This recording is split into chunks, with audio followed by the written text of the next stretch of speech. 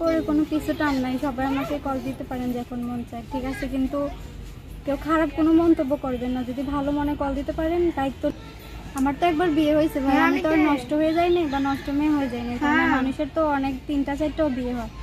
তো বিবাহিত বয়সে যদি আমার বিয়ে করতে চায় সমস্যা নাই, আমি রাজি আছি। যদি উনি ওর বউরেও চালাইতে পারে, আমারও চালাইতে পারে, তাহলে কোনো প্রবলেম নেই। তার বউ যদি আপনাকে মেনে না নেয়, উনি না মেনে নিলে কি হয়েছে, উনি ওনার পথে থাকবে, আমি আমার পথে থাকবো। আসসালামু আলাইকুম দর্শক, আপনাদের প্রীতি ও শুভেচ্ছা জানিয়ে শুরু করছি আমাদের আজকের প্রতিবেদন। তো দর্শক দেখতে পাচ্ছেন আমাদের সামনে এক আপু দাঁড়িয়ে আছে, আমরা তার জীবনের গল্পটা শুনবো। আসসালামু আলাইকুম। ওয়ালাইকুম আসসালাম। তো আপু কেমন আছেন? তো ভাই ভালো, আপনি ভালো আছেন? জি আলহামদুলিল্লাহ। তো আপনার নাম কি? আমার নাম রিয়া। রিয়া আপা। তো রিয়া আপা দেশের বাড়ি কোথায়? দেশের বাড়ি কুমিল্লাতে। কুমিল্লা। আচ্ছা, তো ভাই বোন কয়জন? ভাই বোন, ছোট একটা ভাই একটা বোন আর আমি। আচ্ছা, তো বাবা মা আছে? মা আছে, বাবা নেই। আচ্ছা, তো প্রেম টেম হয়েছে? প্রেম হয়েছে ভাই, প্রেম তো সবার লাইফেই থাকে, তাই না? আচ্ছা। ছিল একটা প্রেম, হওয়ার পরে কি করব, বিয়ে করছিলাম, পরে বিয়ে করার 2 মাস পর আর ডিভোর্স হয়ে গেছে। ডিভোর্স হয়ে গেছে মানে বিয়ের পর নাকি বিয়ের আগে ডিভোর্স? বিয়ের পরে ডিভোর্স হয়েছে। আচ্ছা, তো তারপরে কিভাবে জীবনটা পার করছেন একটু বলেন। জীবনটা কিভাবে পার করছি, আমার আম্মু আছে, ছোট একটা ভাই একটা বোন আছে। মানে আমার যার কাছে বিয়ে হয়েছে ওদের ফ্যামিলি চায় না যে আমি আমার মার সাথে যোগাযোগ করি বা আমার ফ্যামিলির সাথে যোগাযোগ করি। আমার মায়ের তো বড় একটা ছেলে নাই বা বড় একটা বোন নাই, আমার বা বড় একটা ভাই নাই যে আমার মার খোঁজ খবর রাখবে। আমার ভাই বোন আছে 2জন ছোট ছোট, ওদেরকে নিয়ে অনেক কষ্ট করে চলাফেরা করে। তো আমি যদি আমার আম্মুর পাশে না দাঁড়াই বা আমার আম্মুর সাথে যোগাযোগ না রাখি, তাহলে ওনার কী হবে? ওনার তো চলতে ফিরতে অনেক কষ্ট হয়নি, তো উনি অনেক অসুস্থ।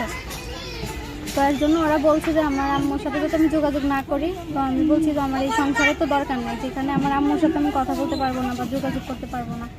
তো তার জন্য আমি চলে আসছি। আর ছেলেতে এমনিতে অনেক খারাপ ছিল, ওর ফ্যামিলি অনেক খারাপ, অনেক অত্যাচার করতো। ওই 2 মাসের ভিতরে অনেক কিছুই দেখছি যেটা সহ্য করার মতো না। তো তার জন্য আমি চলে আসি, ডিভোর্স দিয়ে দিই। তা আপনার কোনো বাচ্চা কাচ্চা হয় নাই? না না, বাচ্চা হয়নি। আচ্ছা, তার মানে বিয়ে হয়েছে, বাচ্চা কাচ্চা হয় নাই। সংসার করছিলেন কতদিন? এই 10-15 দিনের মতো ছিলাম, বিয়ের 2 মাস পরেই মানে ডিভোর্স দিয়ে দিই। আচ্ছা, মানে 2 মাসের মাথায় সংসারে পুরোটা সব বুঝে গেলেন নাকি? কি করবো, যে এখানে মা পেটে রাখছে 10 মাস 10 দিন, ওনার সাথেই যোগাযোগ করতে পারবো না, সম্পর্ক রাখতে পারবো না, তো ওই সংসারে তো আমার দরকার নেই। আচ্ছা, মানে কেন যোগাযোগ করতে দিত না কেন? কেন দিত না ওইটা তো আর আমি জানি না, ওইটা হয়তো ওদের পার্সোনালিটি, ওইটা তো আর আমাকে বলে নাই যে কেন দিবে না। আচ্ছা, বিয়ের আগে কি বলে নেই? না, বিয়ের আগে এরকম কিছু বলে নাই।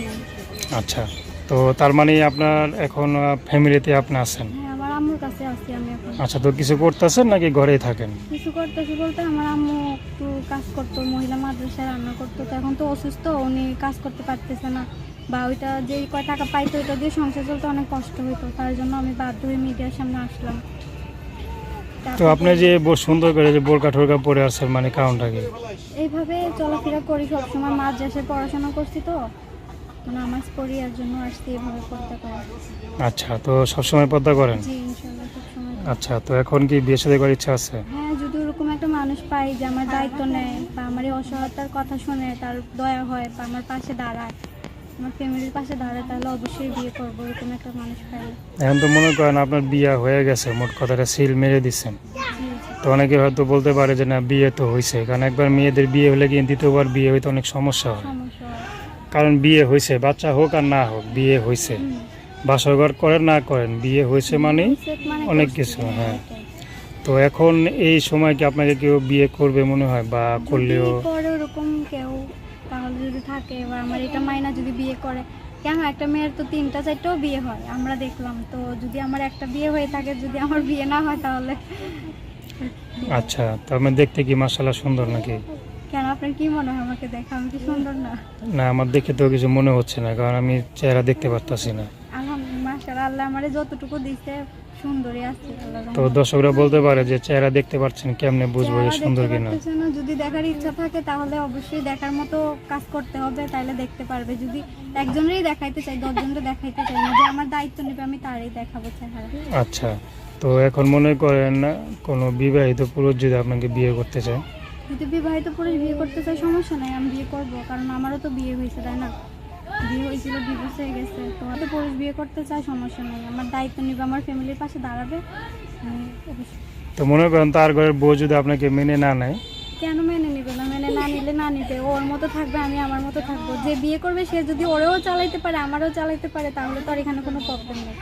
আচ্ছা, তো আপনার সাথে কীভাবে যোগাযোগ করবে? আমার ফোনের মাধ্যমে যোগাযোগ করবে। নাম্বার বলতে পারেন? জি, বলেন।